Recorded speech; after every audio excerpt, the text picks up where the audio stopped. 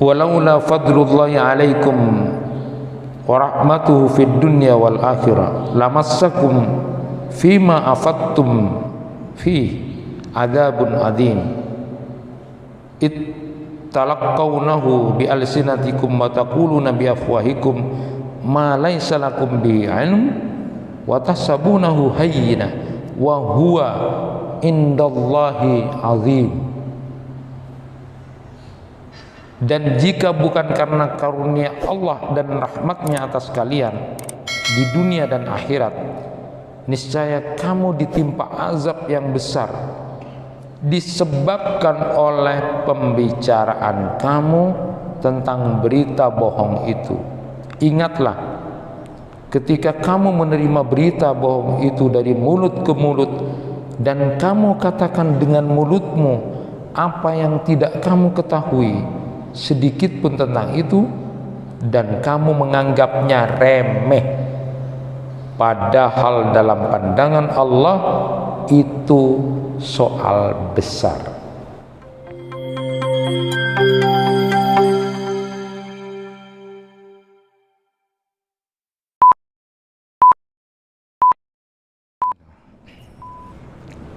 Assalamualaikum warahmatullahi wabarakatuh. Alhamdulillahi rabbil alamin alladzi amarana an nusliha ma'isyatana li nailis sa'adah wa naquma bil wajibat fi ibadati wa taqwa. Ashhadu an la ilaha illallah wahdahu la syarika lah wa ashhadu anna Muhammadan abduhu wa rasuluh. Allahumma salli wa sallim wa barik ala nabina Muhammad wa ala alihi wa ashabihi ajma'in.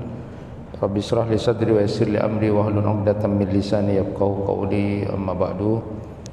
Bapak Ibu jamaah kuliah subuh yang dirahmati Allah, Imam An-Nawawi dalam kitab Riyadhus Shalihinnya itu ada menulis bab tentang menutup aurat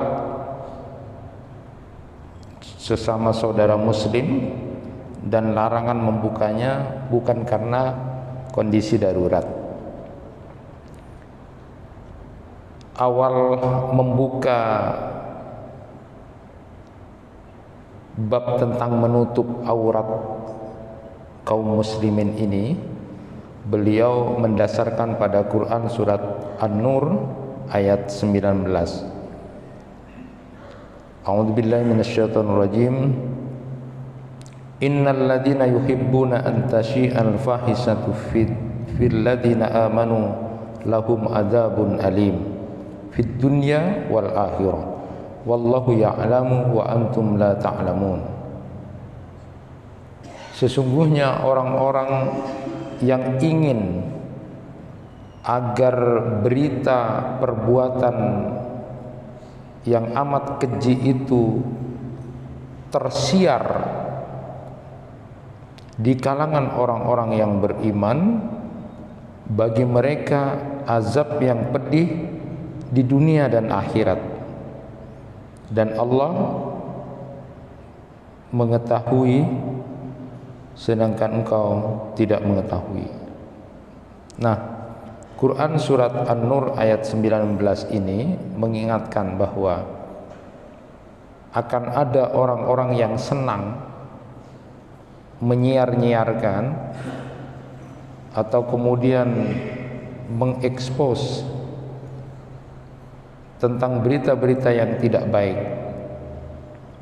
Ketahuilah bahwa itu orang-orang yang punya jiwa karakter senang seperti itu. Maka dia akan mendapatkan azab yang pedih di dunia dan akhirat. Jemaah yang dirahmati Allah, kita tahu bahwa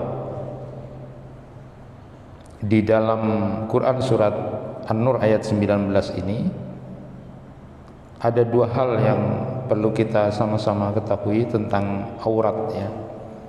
Jadi kalau aurat itu kan ada dua, aurat konkret atau hissiyah itu, dan aurat abstrak atau maknawi. Jadi kalau aurat konkret atau hissiyah itu adalah apa-apa yang kemudian diharamkan untuk melihatnya. Jadi seperti kemaluan, kehormatan kita, dubur dan sebagainya, itu dalam fikih dikenal sebagai aurat konkret atau hal yang harus ditutupi. Itu harus ditutupi. Kemudian yang kedua adalah aurat abstrak atau maknawi. Adalah apa aurat abstrak atau maknawi? Itu adalah aib atau keburukan moral atau keburukan perbuatan. Nah, Islam mengajarkan bagi kita itu untuk suka menutup aib saudaranya dan tidak mengeksposnya kecuali kondisi darurat. Jadi jika tidak penting atau tidak darurat atau tidak perlu, maka diam atau menutup aib itu lebih utama. Karena kita pahami bersama manusia itu adalah bashar. Kita ini adalah bashar. Bashar itu adalah makhluk yang mungkin melakukan kesalahan karena syahwatnya atau kehendak buruk. Jadi karena kita ini adalah bashar, manusia yang mungkin suatu saat melakukan kesalahan karena persoalan syahwat atau persoalan kehendak atau keinginan buruk. Allah Subhanahu wa taala mensifati manusia juga dengan tipikal zalim dan bodoh. Di dalam Quran surat Al-Ahzab ayat 72 Allah Subhanahu wa taala berfirman, innahu kana zaluman jahula. Jadi kita disifati dengan zalim dan jahil, ya. Kalau ada ulama yang menyatakan kalau orang melakukan kesalahan itu dengan sengaja, maka itu zalim. Jadi ada orang melakukan kesalahan sengaja lah kan, itu zalim. Kalau kemudian manusia itu melakukan kesalahan karena tidak tahu, karena nggak tahu, memang karena tidak tahu, maka itu tergolong jahil, ya, bodoh, ya. Nah, jamaah yang dirahmati Allah, jadi Islam itu mengajarkan menutupi aib saudaranya selama masih dimungkinkan dan kemudian ada pertimbangan bahwa tidak penting atau tidak perlu, maka tutuplah, jangan kemudian disebarkan. Beliau Imam An-Nawawi dalam bab ini ketika menjelaskan itu memberikan contoh. Misalnya ada saudara kita pedagang, dia curang, dia suka kalau nimbang-nimbang itu ndak bener gitu loh, ndak pas gitu, disengaja. Maka diingatkan tapi tidak usah disebar-sebarkan. Jadi sebagai saudara kita ingatkan, ambu mau nimbang mata pak banget husar ya. Jadi face to face kita nasihati. Terus begitu dia ndak berubah, terus juga nasihatin lagi. Kok masih seperti itu dinasihati. Tapi tidak perlu kita sebar-sebarkan. Tidak perlu, ambu cok, jangan beli di situ, itu ndak benar. Tidak perlu begitu. Kita nasihati, punya kewajiban seperti itu. Tapi tidak perlu untuk disebar-sebarkan dulu. Saat kemudian ada saudara kita yang suka nonton film BF, suka lihat kalau masalah perempuan dilihat, tidak usah disebar-sebarkan. Nasihati dia sebagai saudara. Ambu, Al-Quran sudah menyatakan ghaddul basar, gini-gini. Jadi tidak usah disebar-sebarkan, ya. Arwah atau kang anu, tidak usah. Kita punya kewajiban untuk menasihati.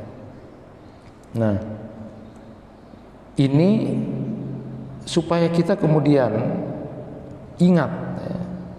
Nah, di dalam Al-Quran surat An-Nur ayat 19 ini Allah menggambarkan memang akan ada orang yang suka menyebarkan atau senang tersebar berita aib saudaranya, dan ini jangan dianggap main-main. Ayat ini berkaitan dengan peristiwa hadisul ifk, ya. Peristiwa kebohongan yang dikarang oleh orang-orang yang tidak suka kepada Nabi sallallahu alaihi wasallam, yang memfitnah Ummul Mukminin Aisyah radhiyallahu anha itu berbuat mesum atau selingkuh dengan Sofwan bin Mu'attal. Jadi kita sudah tahu cerita ini, di mana Allah Subhanahu wa taala kemudian mengingatkan orang-orang yang mau menyebarkan berita yang fitnah seperti ini. Dan memang ada orang yang punya karakter seperti itu, maka nanti dia akan diazab oleh Allah di dunia dan di akhirat. Maka jangan senang menjadi terlibat dalam hal-hal semacam ini. Allah Subhanahu wa taala mengingatkan untuk tidak meremehkan penyebaran aib itu. Apalagi itu belum dikonfirmasi, tidak ada bukti-bukti, belum yakin, apalagi masih rumor. Karena sesungguhnya Allah melihat persoalan ikut menyebarkan itu besar di hadapan Allah. Di dalam Quran surat An-Nur ayat 14 sampai 15 Allah Subhanahu wa taala berfirman itu, bahwa orang yang terlibat membesar-besarkan itu perkara besar di hadapan Allah. Walaula fadlullahi alaikum wa rahmatuhu fid dunya wal akhirah lamassakum fima afattum fi adzabun adzim it talaqqawnahu bi alsinatikum wa taquluna bi afwahikum ma laysa lakum bi ilm wa tahsabunahu hayyina wa huwa indallahi azim. Dan jika bukan karena karunia Allah dan rahmatnya atas kalian di dunia dan akhirat, niscaya kamu ditimpa azab yang besar disebabkan oleh pembicaraan kamu tentang berita bohong itu. Ingatlah, ketika kamu menerima berita bohong itu dari mulut ke mulut, dan kamu katakan dengan mulutmu apa yang tidak kamu ketahui sedikit pun tentang itu, dan kamu menganggapnya remeh, padahal dalam pandangan Allah itu soal besar.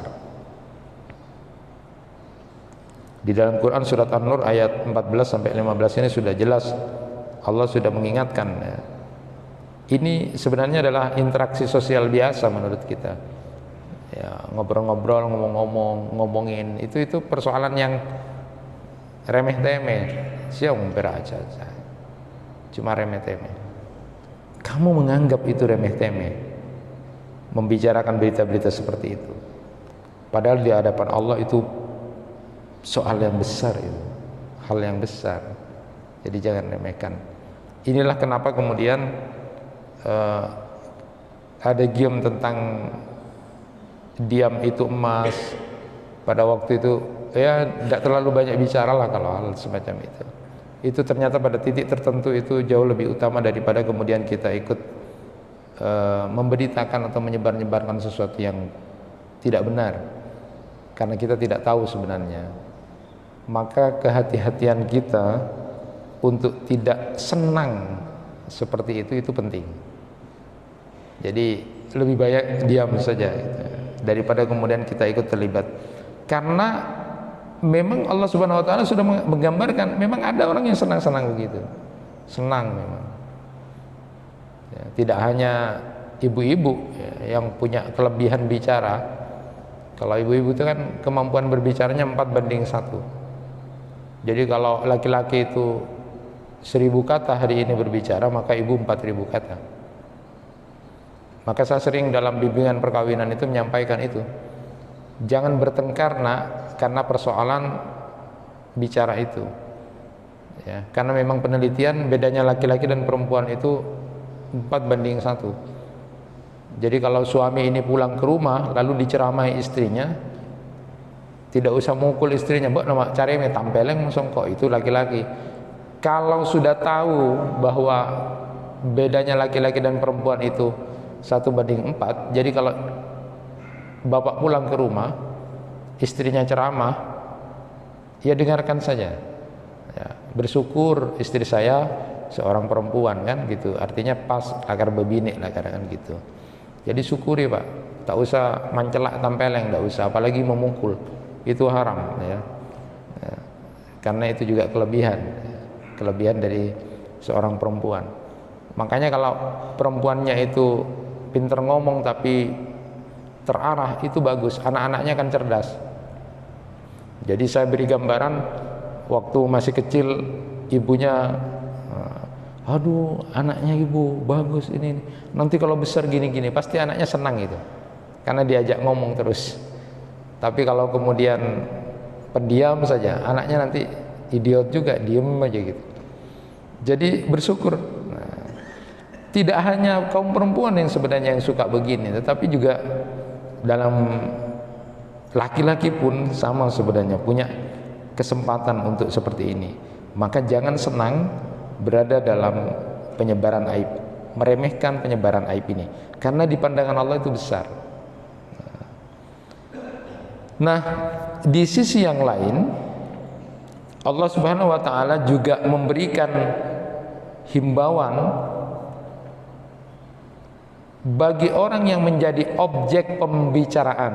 Nah, jadi kalau tadi itu dibicarakan orang gitu ya, Allah Subhanahu wa taala memberikan informasi, himbauan bagi orang yang menjadi objek pembicaraan tentang isu-isu negatif itu, agar bisa sabar, tenang, karena mereka akan dibalas oleh Allah Subhanahu wa taala.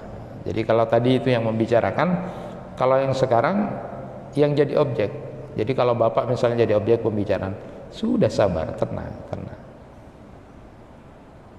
Allah Subhanahu wa taala di dalam Quran surat An-Nur ayat 11 berfirman,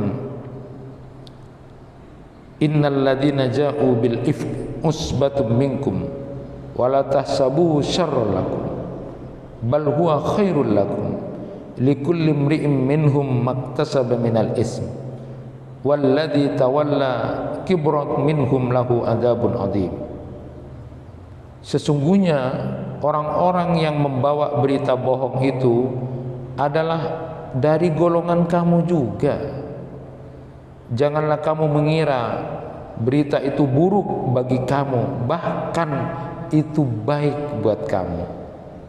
Setiap orang dari mereka akan mendapat balasan dari dosa yang diperbuatnya, dan barang siapa di antara mereka yang mengambil bagian terbesar dalam penyiaran berita bohong itu, baginya azab yang besar pula. Quran surat An-Nur ayat 11. Ini hiburan Allah buat orang yang menjadi objek pembicaraan. Allah menghibur. Menurut kamu itu tidak baik, tidak baik buat kamu, baik buat kamu itu. Artinya kamu akan dapat pahala besar dari itu. Karena mereka itu yang membicarakan itu terlibat dalam dosa-dosa itu. Terus dia menganggap remeh, satunya dia menganggap remeh. Dan siapa yang kemudian terlibat besar dalam pemberitaan itu, artinya yang memulai, yang memang menyebarkan untuk menjatuhkan, menghina, dia akan mendapatkan azab yang pedih nanti. Ini persoalan-persoalan mungkin interaksi kita sehari-hari, seolah-olah ini remeh-temeh. Yang penting itu adalah ibadah kita, gitu kan? Padahal justru dalam hal-hal seperti ini Allah Subhanahu wa taala jauh-jauh sudah mengingatkan ya, untuk kita yang barangkali sudah berusaha untuk beribadah dengan bagus, maka pemahaman tentang menutup aurat kaum muslimin atau sesama muslim ini menjadi penting untuk tidak dilupakan. Kenapa? Karena terlibat membicarakan, apalagi senang karena kita ingin menjatuhkan, maka itu akan menjadi persoalan besar di hadapan Allah Subhanahu wa taala. Itu persoalan besar di hadapan Allah. jangan diremehkan. Di sisi lain, orang yang menjadi objek pembicaraan supaya sabar, tenang. Tenang, yang penting sabar dan tenang. Nanti Allah akan membalas itu. Ada beberapa hadis dari Rasulullah SAW sebagai rujukan tentang keutamaan menutup aib saudaranya. Yang pertama dari Ibnu Umar radhiyallahu anhuma, Rasulullah SAW bersabda, "Al-muslimu akhul muslim, la yadlimuhu wa la yuslimuhu. Man kana fi hajati akhihi, kana Allahu fi hajatihi. Wa man faraja an muslimin kurbatan farajallahu anhu biha kurbah min kurabi yaumil qiyamah. Wa man satara musliman satarahullahu yaumal qiyamah." Seorang muslim itu adalah saudara muslim yang lain, maka tidak boleh menzaliminya dan tidak boleh untuk menyebarkan persoalan atau masalahnya. Siapa yang memenuhi hajat saudaranya, maka Allah akan memenuhi hajatnya. Siapa yang memberikan jalan keluar bagi seorang muslim dan kesulitan, maka Allah akan memberinya jalan keluar dari kesulitan di hari kiamat. Siapa yang menutupi aib seorang muslim, maka Allah akan menutupi aibnya nanti di hari kiamat. Muttafaq alaih. Jadi kita disuruh untuk sesama muslim ini satu, kuat, sama saudara, jangan saling bermusuhan, ya. Bahkan kalau ada itu ditutup. Ini perintah-perintah dari Rasulullah SAW buat kita. Kemudian yang kedua, riwayat dari Abu Hurairah radhiyallahu anhu, ya, lebih panjang dan cukup detail, ya. Hadis ini sudah masyhur. Di antaranya adalah yang berkaitan dengan ini, wa man satara musliman satarahullahu fid dunya wal akhirah. Siapa yang menutup aib seorang muslim, maka Allah akan menutup aibnya di dunia dan akhirat. Jadi pertimbangannya itu ketika menutup, berharap Allah juga menutup aib kita di dunia dan di akhirat, bukan malah senang atau mengompori, ya. Dan hadis ini memang adalah hadis masyhur yang sering kita dengar, dimulai dari man nafasa am mu'minin kurbatan min kurabid dunya nafasallahu anhu kurbatan min kurabi yaumil qiyamah. Siapa yang memberi jalan keluar bagi seorang mukmin dari satu kesulitan, dari berbagai macam kesulitan di dunia, maka Allah akan memberinya jalan keluar dari kesulitan di antara berbagai kesulitan di hari kiamat. Wa may yassara ala musirin yassarallahu alaihi fid dunya wal akhirah. Siapa yang memberi jalan kemudahan kepada orang dalam kesulitannya, maka Allah memberinya kemudahan nanti di dunia dan akhirat. Lalu tadi yang saya baca, kemudian wa man salaka tariqan yaltamis fihi ilman sahalallahu lahu tariqan ilal jannah. Siapa yang meniti jalan untuk mencari ilmu, maka Allah akan memudahkannya perjalanan ke surga. Wa majtama'a qaumun fi baitin min buyutillahi ta'ala yatluna kitaballah wa yatadarasunahu bainahum illa nazalat alaihimus sakinah wa asyakum rahmah wa afatumul malaikah wa darakahumullahu fi man indah. Tidaklah satu kaum berkumpul dalam sebuah rumah dari rumah-rumah Allah, ya, di mana mereka melakukan tilawah, membaca kitab Allah dan saling mengkaji di antara mereka, melainkan akan diturunkan kepada mereka ketenangan. Mereka diliputi rahmat dan mereka dikelilingi oleh para malaikat dan disebut-sebut oleh Allah sebagai bagian dari mereka yang berada di sisinya. Nah, konteks yang tadi itu saya sampaikan, hadis ini, riwayat Abu Hurairah ini cukup detail untuk membahas tentang bagaimana interaksi kita dengan sesama mukmin muslim, ya, memberi jalan keluar, memudahkan, pokoknya enak lah. Makanya kalau ditanya salah satu amal utama itu adalah idhalus surur ala qalbil mu'min, memberikan kebahagiaan pada orang lain, memberikan kesenangan. Jadi mindset berpikir orang mukmin itu memang itu, idhalus surur ala qalbil mu'min, memasukkan kebaikan, memasukkan rasa bahagia kepada orang. Makanya ada gium pikirannya, pokoknya pikiran gini, kalau kamu ingin senang, senangkan orang lain. Kalau kamu ingin bahagia, bahagiakan orang lain. Sederhana saja sebenarnya. Pokoknya setiap hari mikirnya, saya ingin menyenangkan orang, saya ingin membahagiakan orang. Tapi kalau sudah berita-berita yang tidak baik atau tidak baik, saya tidak suka. Tidak suka. Rasulullah SAW pun begitu, memang tidak suka dengar-dengar begitu.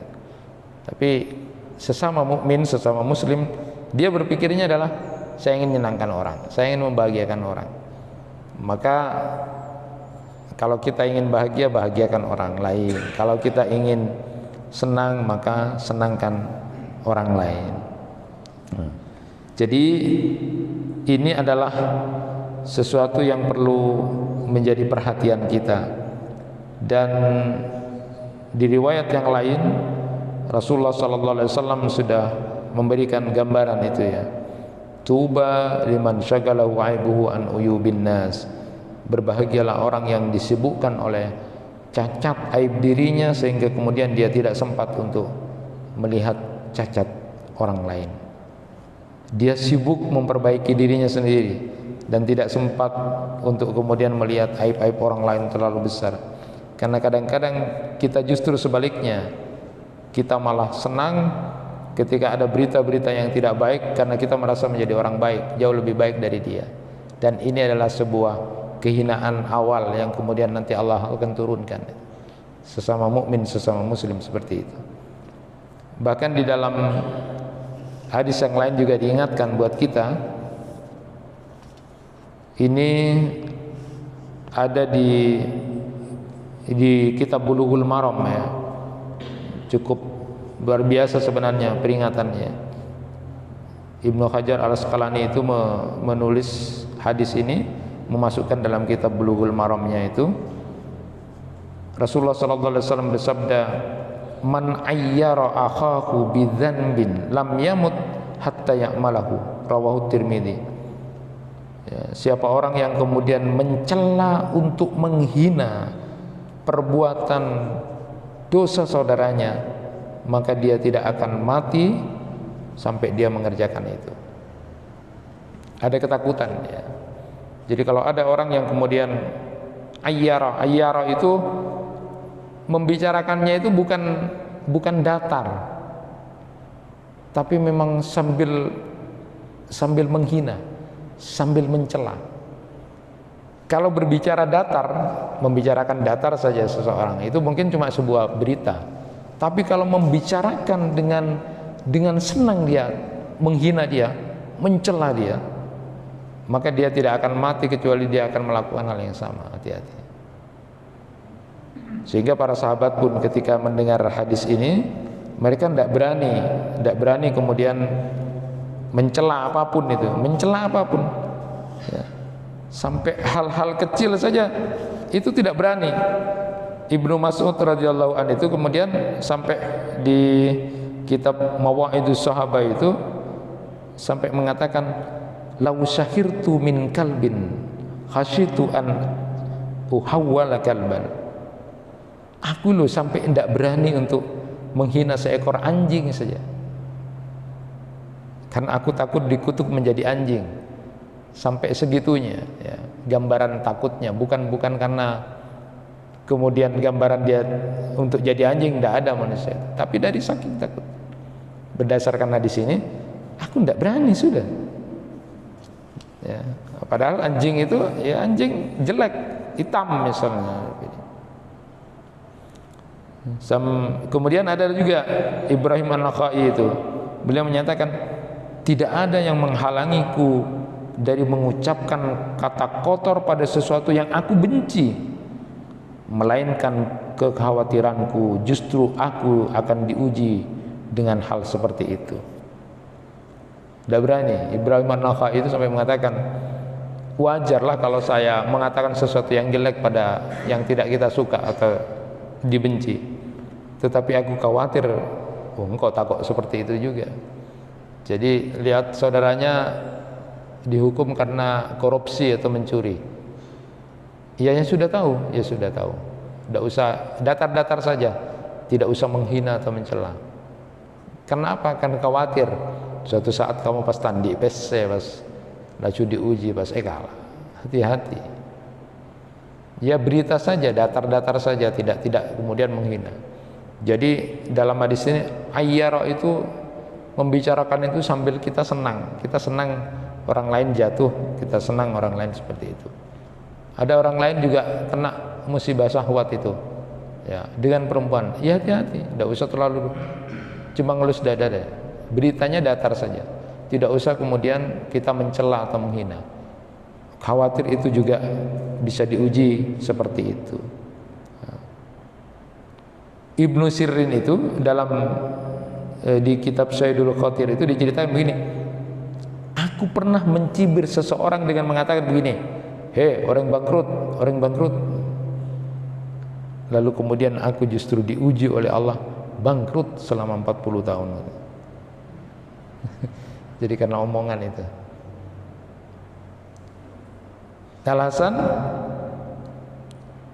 menyatakan, manusia mengatakan bahwa barang siapa yang menuduh saudaranya dengan satu dosa yang telah diperbuatnya dan orang itu sudah bertaubat, maka tidaklah dia meninggal dunia melainkan akan diuji seperti dengan tuduhannya itu. Inilah kenapa kemudian kita dilarang mencela, karena mungkin orang yang kita bicarakan itu sudah bertaubat dan diampuni oleh Allah, sementara kita tak mare-mare, tidak selesai ngomongin orang itu. Orang yang seperti ini sudah bertaubat lalu kemudian Allah mengampuni, kita tidak selesai sampai sekarang. Maka orang ini tidak akan mati kecuali akan tertimpa hal yang sama. Itulah kenapa kemudian kita dianjurkan dalam agama ini menutup aurat kaum muslimin, tetapi di sisi lain juga menuntut agar kita untuk tidak menjadi senang berlama-lama dalam berita itu. Nah, jamaah yang dirahmati Allah, mengakhiri kajian kita kali ini saya ingin menyampaikan apa yang disampaikan oleh Imam Al-Ghazali itu, untuk melihat kekurangan diri kita sendiri, ya. Jadi tuba liman syagala wa aibu uyubin nas, berbahagialah orang yang disibukkan oleh cacat aib dirinya dan tidak sempat untuk membicarakan cacat aib orang lain. Dia sibuk sendiri untuk memperbaiki diri saja, sibuk untuk memperbaiki diri daripada kemudian melihat cacat orang lain. Apa yang disampaikan oleh Imam Al-Ghazali, cara untuk mengetahui kekurangan diri kita ini, beliau menuturkan dalam Ihya Ulumuddin itu, di pertama itu beliau mengatakan begini, i'lam annallaha azza wa jalla idza aradallahu bi 'abdin khaira. Ketahuilah bahwa Allah azza wa jalla jika menginginkan kebaikan pada seorang hambanya, Allah akan menunjukkan kekurangan dirinya, basarahu bi nafsi. Jadi kalau Allah ingin kemudian menginginkan kebaikan pada seorang hamba, Allah akan menunjukkan kekurangan dirinya. Faman kanat basiratuhu nafidah lam tahaf alaihi uyubahu fa idza arafa al-uyub amkanahu al-ilaj walakin aksarul khalqu jahiluna bi uyubi anfusihim yara ahaduhum al-qada fi ainihi wa la yara al-jud'u fi aini nafsihi. Maka siapa yang mata hatinya terbuka pasti akan terlihat kekurangan dirinya. Jika dia mengetahui kekurangan dirinya, maka memungkinkan baginya untuk mengobatinya. Akan tetapi kebanyakan orang tidak mengetahui kekurangan dirinya.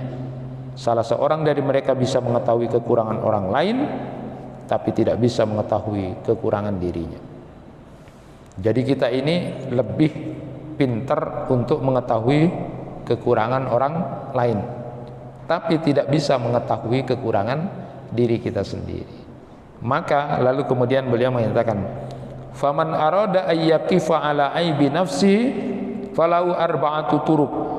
Siapa yang ingin mengetahui kekurangan dirinya, maka baginya 4 jalan atau cara. Ini bisa saya sampaikan pada murid-murid saya kalau ingin memperbaiki diri. Apa yang disampaikan Imam Al-Ghazali itu caranya bagaimana? Al-awwal ay yajlisa baina yaday syekhun basir bi uyubin nafs muttali'un ala hifayal afat. Yang pertama, duduk di hadapan seorang guru yang mengetahui kekurangan dirinya dan dapat melihat hal-hal yang jelek, yang samar. Jadi bahasanya itu, kamu nak minta nasihat sama gurumu, suruh duduk. Guru apa kekuranganku? Karena kadang-kadang kan kita ini kan kalau dikritik orang atau tidak senang pada orang lain, kita marah kalau dikritik. Kalau ini kata Imam Al-Ghazali, kalau kamu ingin kemudian mengetahui kekurangan diri kamu sendiri, tanya sama guru. Jujur, khusus di depannya. Guru, apa yang kurang dari aku? Kira-kira apa yang kurang? Silakan, itu saya sampaikan pada murid-murid saya. Yang kedua, as-sani ayatlu basadikan sulukan basiran mutadayyinan fayansabu raqiban ala nafsi liyulahida ahwalu wa af'alahu fama karyahu min ahlaki wa af'alihi wa ayubil batina wa zahira yanhajuhu alaih. Yang kedua adalah mencari teman yang jujur, mengerti kekurangan dirinya dan menjalankan perintah agama, maka dia menjadikannya panutan dirinya untuk memperhatikan keadaan dan perbuatan-perbuatannya, dan kemudian melihat dengan mata batinnya dan mengingatkannya atas hal itu. Jadi sesama teman, sesama sahabat itu yang bagus itu, bro, apa kekurangan engkau? Engkau ria, apa saya salah? Dalam kekurangan saya itu apa? Jadi itu malah minta kritik, apa saya salah? Mbok dah anu bro, terlalu anu. Nah itu teman, itu sahabat yang baik. Jadi minta nasihat kepada teman, sahabat yang memang setiap hari tahu. Nah, itu cara yang kedua. Yang ketiga, at-tariqus salis ayastafida ma'rifatan uyubi nafsi min alsinati a'daihi. Nah, ini sudah pasti ini ya. Yang ketiga itu, hendaklah dia mengambil faedah untuk mengetahui kekurangan dirinya dari lisan-lisan musuhnya. Jadi bapak kita ini kan dalam kehidupan sehari-hari itu ada yang tidak senang sama kita, itu ada yang tidak senang. Nah, omongan orang tidak senang itu ingat-ingat kepada kita. Anu roa, diingat-ingat. Oh iya, itu sudah kritikan yang jelas. Ya, walaupun kita mungkin tidak seperti itu, tapi paling tidak menjadi perhatian kita untuk mengetahui kekurangan kita. Dengarkan orang yang tidak senang pada kita, musuh kita bahasanya. Kalau musuh itu orang yang tidak senang kita, pasti jelek-jeleknya dikatakan. Nah itu ingat-ingat, catat, sehingga kemudian kita menjadi tahu kekurangan kita. Ya tidak usah musuhin lah. Kalau orang-orang dulu itu sampai kalau dikritik seperti itu malah dikasih hadiah. Oh makasih ya mbak na main engkau, padahal itu musuhnya, itu lawannya. Kalau kita kan enggak, lakar musuh lah, karmun musuh aca-aca lah. Jadi kalau bahasa kita itu, kalau ingin mengetahui cara kekurangan kita, kata Imam Al-Ghazali, ya dengarkan aja apa yang diomongkan orang. Ya, apa yang tidak benar dari omongan itu ya sudah, kita doakan mudah-mudahan Allah mengampuni dia gitu. Apa yang benar mungkin menjadi cambuk buat kita untuk pengoreksian buat kita.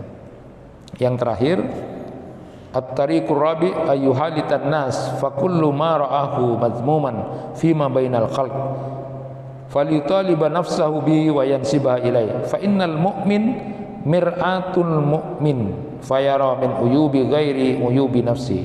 Cara yang keempat itu adalah ia berkumpul dengan orang-orang, maka setiap apa yang dilihatnya dari orang yang lain tercela, hendaknya dia menuntut dirinya untuk menjauhinya, karena seorang mukmin cermin untuk mukmin yang lainnya. Melihat kekurangan orang lain sama dengan melihat kekurangan yang ada pada dirinya. Jadi Imam Al-Ghazali menyatakan sudah ngumpul-ngumpul saja sama orang. Ketika ngumpul-ngumpul sama orang itu nanti lihat ya hal yang tidak baik, tidak senang, tinggalkan. Oh, tetimun banyak caca pas anu tak eka senengnya orang. Ya jangan begitu. Jadi itu cermin-cermin. Jadi ketika kita kumpul, ada orang yang disenangi karena dia begitu, ya tiru. Aroma eka senengnya orang. Lebur wah alayani ka orang. Alayani, layani. Kok seperti itu. Tapi ada yang tidak disenangi. Kenapa tidak disenangi? Cereng begini. Nah, itu cermin. Jadi dengan berkumpul dengan sesama manusia itu adalah untuk mengetahui antara satu dengan yang lain. Nasihat Syekh Mutawalli Sya'rawi itu, idza ahmaka amra ghairika fa'lam bi annaka dzu tabi'asil. Jika kamu mementingkan urusan orang lain, maka ketahuilah bahwa kamu punya karakter yang baik. Kalau kamu dirimu sudah senang untuk mementingkan orang lain, saudaramu, maka kamu berarti karakternya baik. Wa idza ra'aita fi ghairika jama'al fa'lam anna dailuka jamil. Jika kamu melihat orang lain baik, maka ketahuilah bahwa batinmu juga baik. Jadi kalau kita melihat orang lain baik, maka batin kita baik berarti. Kan kebanyakan enggak, kita malah melihat banyak keburukan orang, sehingga berarti sebenarnya jelek hati kita itu. Jelek hati kita. Kalau yang tadi disebutkan kamu suka mementingkan urusan orang lain, berarti kamu memang karakternya bagus, disenangi orang.